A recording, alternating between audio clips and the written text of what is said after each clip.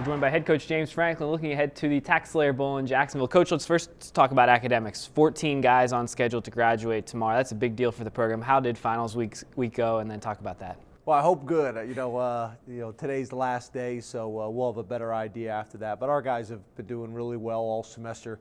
We meet with our academic staff every 2 weeks, kind of get an update.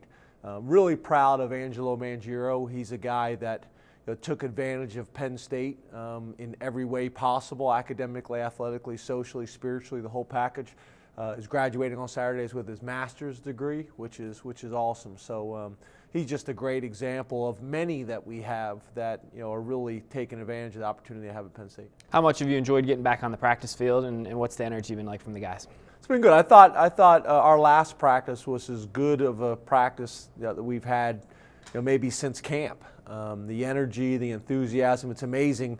We made it competitive offense versus defense for 5 push-ups, which isn't a big deal. But they don't want to be the ones to lose the period, and they don't want to be the ones to have to do the push-ups while the offense or defense is watching. And it got really spirited, it got really competitive. So I thought it was really good. I was pleased with how we practiced. I want to do that again today. When you always talk about how a portion of the bowl practices are setting up your young guys in kind of development, so to speak, and then you switch gears into the bowl prep. How do you go about deciding when to flip the switch, for lack of a better word? Basically, we want to say, take our normal week of preparation and then 2-3 days of bonus practices. Obviously the coaches and the players have been watching tape on Georgia, but what you don't want to do is you don't want to practice against Georgia for 15 weeks and have scout team. It just that gets old, and it doesn't create a really good environment for morale on your team, especially with the young players. So being able to get good work has been really important. Being able to allow the young guys to get some reps as well. Today will be our first day where we'll actually start to do half of the practice will be Georgia and half of the practice will be speed on speed. And then we'll do the same thing on Sunday.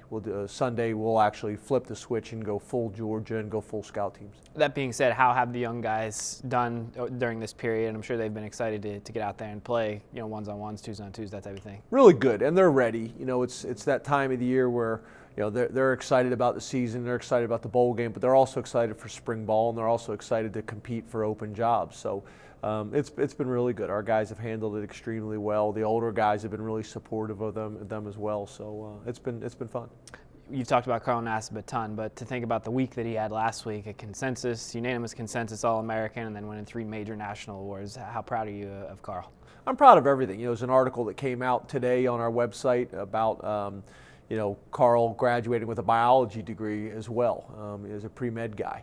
So he's another guy that's really taken advantage of this opportunity. He's really maximized his experience. I think last week was a great experience for Carl and Chris Peterson as well.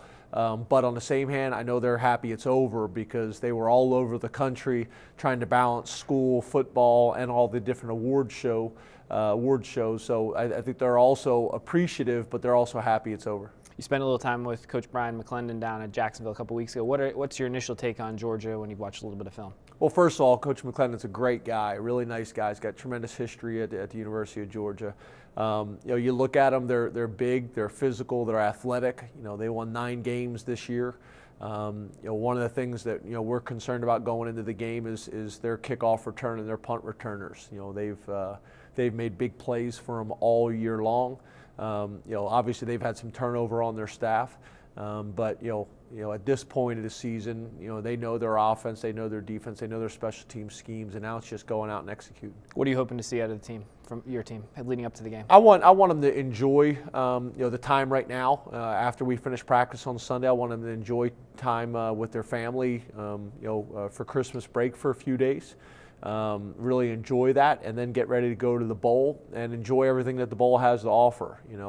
Obviously the location, all the different events that they'll have, the practice opportunities to get better, and to go out and compete as a family one last time. Down in Jacksonville a couple weeks ago, and it was 80 degrees. Why do you think the fans should join the team and for the TaxSlayer Bowl, a fun opportunity to be at a bowl game in January?